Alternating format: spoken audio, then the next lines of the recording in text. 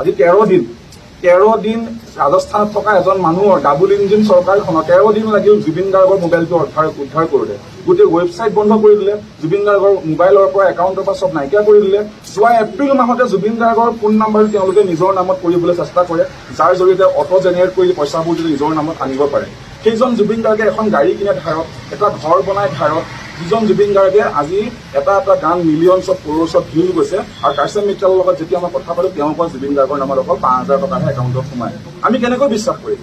আজি গৰিমা বৌয়ে সেইবোৰ কথা গম নাপায়, তেওঁ দুখিত আমি তাৰ কাৰণে। বৌক সদায় জুবিন দাই কৈ গ'ল, সকলোকে পৰিয়াল বুলি ভাবিবা, সকলোকে নিজৰ ভাই বুলি ভাবিবা, সকলোকে ক্ষমা কৰি দিবা। তেওঁ বস্তুবোৰ ধৰি নাথাকে, কিন্তু জুবিন গাৰ্গে যাক যেতিয়া খঙতে হওক বা আৱেগত হওক যাক দম দিছিলে, সেইবিলাকে কিন্তু সেই ক্ৰোধবিলাক, সেই আক্ৰোশবিলাক মনত পুহি ৰাখিছিলে। আৰু সেই আক্ৰোশৰ উদ্গীৰণে তেখেতক শ্ল' পয়জন দি আজি তেনেধৰণে মাৰ্ডাৰ কৰা হয়। আৰু মাৰ্ডাৰ কৰাৰ মূল অভিসন্ধি আজি চাওক, ক্ৰিমিনেল কনস্পিৰেচিত আৰু নেগলিজেঞ্চিত কোনো মানুহক গোটা মাতাও চিনিব নোৱাৰে। আমাৰ দেশৰ ল এণ্ড অৰ্ডাৰে একো কৰিব নোৱাৰে। মানুহক এতিয়া আজি ডেকা ল'ৰাবিলাকে মূৰৰ লাঠি গোট খাইছে, তেজ ওলাইছে, কি হ'ব? ল এণ্ড অৰ্ডাৰ চিটুৱেশ্যন ব্ৰেক কৰিলে, ৰাস্তা বন্ধ কৰিলে কি হ'ব? পাণ দোকানী, তামোল দোকানীকেইটাৰ ঘৰখন হাত মৰা যাব। তাৰ পৰা হিমন্ত বিশ্ব শৰ্মাৰ নোমডালো একো নহয়। ইলেক্ট্ৰিচিটিৰ কোনো ক্ষতি নহয়। ছিংগাপুৰ, বেংকক, মালয়েছিয়াত তেওঁলোকৰ ডাঙৰ ডুবেট প্লেন আছে, ঘৰ আছে। অসমত জ্বলি গ'লে তেওঁলোকৰ কোনো প্ৰব্লেম নাই। কিন্তু সেইকাৰণে জুবিন দাৰ কাৰণে আমি আইন শৃংখলা বজাই ৰাখিব লাগিব, ল এণ্ড অৰ্ডাৰ মেইনটেইন কৰিব লাগিব। অসমখন জ্বলিব দিয়া নহ'ব, অসমক নেপাল কৰা নহ'ব। কিন্তু তাৰ মানে এইটো নহয় যে আমি মনে মনে থাকিম। জুডিচিয়েল ছিষ্টেমৰ জৰিয়তে এই বিহাইণ্ড দি চিন নেক্সাছ থকাৰ মানুহসকলক আমি কৰায়ত্ব কৰিব লাগে।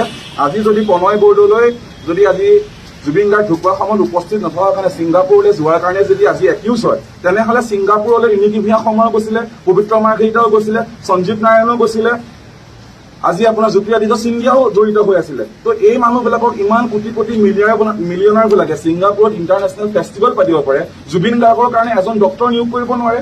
আজি একেটা 7A এণ্টাৰটেইনমেণ্টত য'ত ৰিণিকি ভূঞা শৰ্মাই AR-ক আহিলে শ বাউন্সাৰ দিয়ে, চিকিউৰিটি দিয়ে, জুবিন গাৰ্গৰ ব্ৰেণ্ড এম্বেচাডৰ কিয় এজন দেশৰক্ষী দিব নোৱাৰিলে? সন্দীপন গাৰ্গ নিজে ভায়ক হয় কাৰণে আমি তেওঁৰ নামটো উল্লেখ কৰা নাই। পৰিয়ালৰ মানুহে এনেকৈ নিকৃষ্ট কাম কৰিব নোৱাৰে বুলি ভাবিব পাৰিছোঁ। তথাপিতো আজি তেওঁলোক ৰহস্য আৱৰ্ত নহয় জানো? আজি অমৃতপ্ৰভা মহন্ত, আজি বহুতে ভাবি আছে শতাব্দী বৰা অমৃতপ্ৰভা মহন্ত মুখখন একেকাৰণে একেই। শতাব্দী বৰা দুদিন আগত গান গাবলৈ জুবিন দাৰ লগত আহিছে, অমৃতপ্ৰভা মহন্ত দুদিন আগত গান গাবলৈ আহিছে। কিন্তু শতাব্দী বৰাই তেওঁৰ ফেচবুক ষ্টেটমেণ্টৰ জৰিয়তে সকলো জলজল কৰি দিছে যে কেনেকুৱা ধৰণে সিদ্ধাৰ্থ শৰ্মা, কাৰ্চেন মিত্ৰালতে তেওঁলোকক কুকুৰৰ দৰে, টিচু পেপাৰৰ দৰে ব্যৱহাৰ কৰে। আমি কোৱা কথা নহয়, তেওঁলোকে নিজে কৈছে।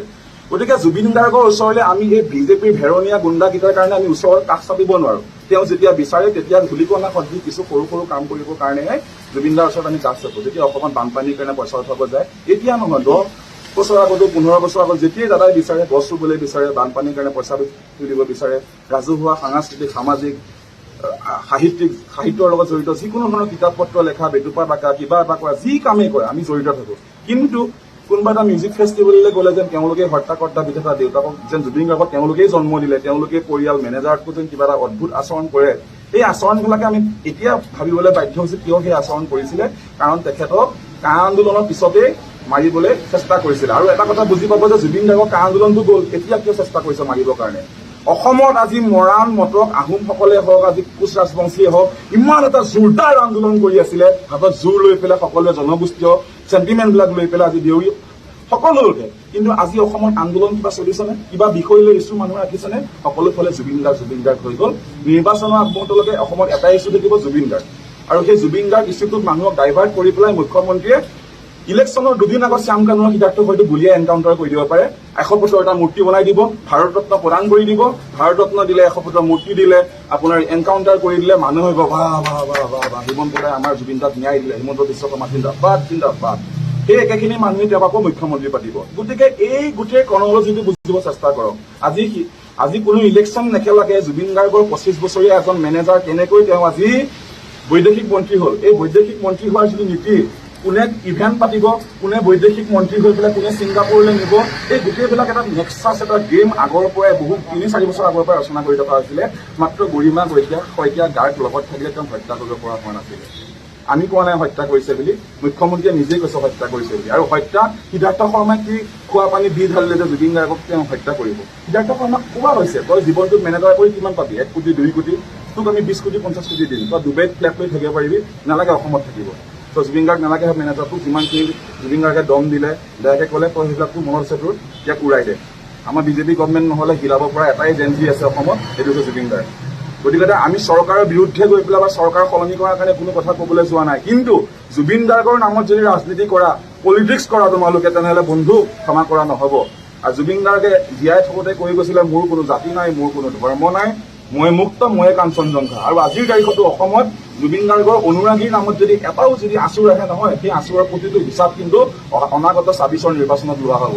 মই কোনো ৰাজনৈতিক দলক প্ৰতিনিধিত্ব কৰি এইখিনি কথা কোৱা নাই, এজন শিল্পী হিচাপে, এজন জুবিন গাৰ্গৰ অনুৰাগী হিচাপে কথাখিনি ক'লো, আৰু কোনো মনে সজা কথা কোৱা নাই। এই কথাখিনিৰ লগত সম্পূৰ্ণ এভিডেন্স তথ্যগতভাৱে জড়িত আছে। কাৰ্চন মিত্তালৰ লগত ইনিকি ভূঞা কি সম্পৰ্ক আছে, কাৰ্চন মিত্তালৰ লগত সিদ্ধাৰ্থ শৰ্মা আৰু আমাৰ সঞ্জীৱ নাৰায়ণৰ কি সম্পৰ্ক আছে, এই গোটেই বস্তুবিলাক তদন্ত কৰিব বিচাৰিছে। এছাম মানুহক বাদ দি এছাম মানুহক ছিংগাপুৰলৈ গৈছে, তেনেকুৱা নহয়। ছিংগাপুৰলৈ যোৱা প্ৰত্যেকজন ব্যক্তিক আপোনাৰ কৰায়ত্ব কৰক, একিউজ কৰক, সোধা পোছা কৰক, তেওঁলোকৰ বেংক একাউণ্ট ফ্ৰিজ কৰক। কিমান মানি লণ্ডাৰিং হৈছে, PMLA ছেকশ্যনত আমি আধাৰ দি গোচৰটো দিছো। যিখিনি মানি লণ্ডাৰিং কেছত তেওঁলোকক যদি কৰায়ত্ব কৰে, আজি ইনিকি ভূঞা সময়ত কিমান ব্লেক মানি আছে, সঞ্জীৱ নাৰায়ণৰ কিমান ব্লেক মানি আছে, টেক্সৰ উপৰি তেওঁলোকে কৰ ফাটি দি ক'ত নামে বেনামে কিমান পাহাৰ মাটি ভূমি বেদখল কৰি ৰিজৰ্ট খুলিছে, বাগান খুলিছে, কিবা কিবি খুলিছে, আমি নাজানো। সেইবিলাক চব পোহৰলৈ আহিব। কিয় অকল শ্যামকানু মহন্তই যদি মুখ খোলে, সিদ্ধাৰ্থ শৰ্মাই যদি মুখ খোলে, এইবিলাকৰ নাম কৰি দিব। সেইকাৰণে তেওঁলোকক আগতেই গুলিয়াই দিয়া প্লেনিং কৰি আছে। গতিকে বহুত বেছি দীঘলীয়া নকৰো, আৰু জানি বা অজানি কিছুমান কথা কৈছো, সেইখিনি গোটেইখিনি কথা আমি আৰক্ষীক সহযোগ কৰিছো, আৰক্ষীৰ লগত আছো। দেশৰ আইন ব্যৱস্থাৰ ওপৰত আমাৰ আস্থা আছে, বিশ্বাস আছে, আমাক সোনকালে ন্যায় লাগে। জয় জুবিন, জয় অসম।